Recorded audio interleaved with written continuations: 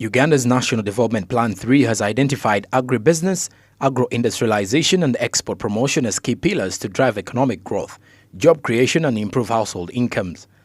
Fruit and vegetable exports from Uganda to the European Union are starting to recover, experiencing zero interceptions in over a year, which has called for a dialogue from the different stakeholders. Paul Mwambu, Commissioner of Crop Inspection and Certification at the Ministry of Agriculture, Animal Industry and Fisheries, underscored the need for all responsible players to do their part in the effort to reduce on the Ugandan fruits and vegetables being intercepted on the global market. We have been agreeing that you cannot change the quality of the exports at the point of exit. It starts all at the farm, even actually before the farming starts, especially, for example, on the site of selection, the previous crop in the garden, before you planted your product for export, because it has a bearing on what pests are likely to have been in the previous crop which may attack the one you are planting. Then which chemicals you are using, what is the concentration of that chemical, the last time of spraying to the time you harvest, which is called the pre-harvest interval. All these issues we have agreed, and we have emphasized it to the exporters especially, that they must be in touch with their growers, and we must give them the market requirements so that when our products are cleared for export, they do not suffer any interception. During the dialogue, some exporters, however, tasked the Ministry of Agriculture and Hortifresh to assist them on the groundwork, since most of them are only good at value addition and have less knowledge on the scientific approach in agriculture. We joined the association to be assisted as private sector or as businessmen. But me, if you tell me to go and get garden eggs, then they test them, it's not my role. I'm supposed to buy something that is ready for the market. Then I go. If an investor came, would you tell the investor to go to the gardens and then test it? Of course not. He wants something that is ready.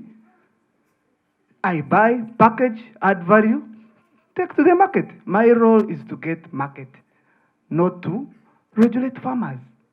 So it is like you are giving us a responsibility to work with farmers, organize them, then we also advise them on what pesticide to use. We are not good scientists. We are just businessmen.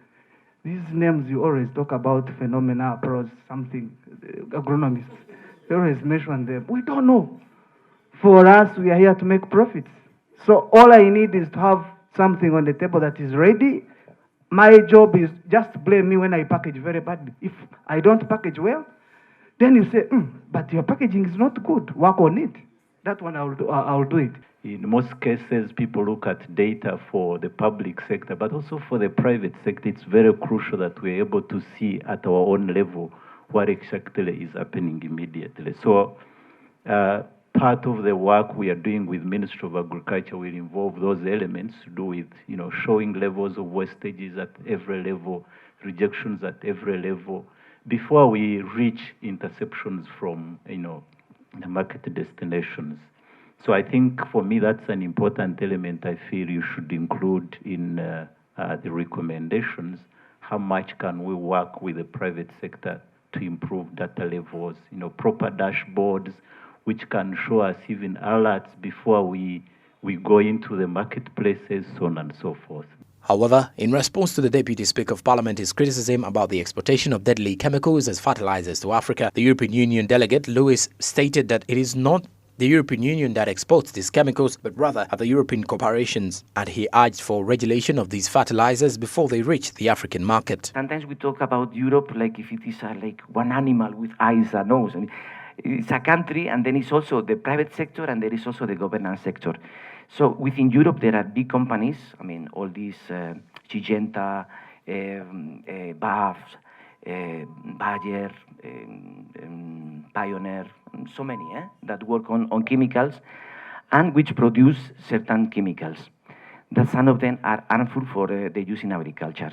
So what the EU governance has done, the DG Health, and then the EU as kind of government of the EU, has banned some of those chemicals to be used in agriculture for human consumption. So it is not EU exporting, chemicals. There are some companies that produce some chemicals that maybe is not only for agriculture, maybe for textiles or for any other. And then what these countries anywhere in the world have to do is to regulate also the import of those chemicals. In the past, the government, European Union and the private sector worked together to stop ban on Uganda's horticulture sector. The current endeavor aims to accomplish a similar result. These proposals will be followed up on the government, HotFresh and other organizations with assistance from related development partners to ensure a smooth flow of exports of fresh fruits and vegetables. Joram Paul Ssonko, Business Today.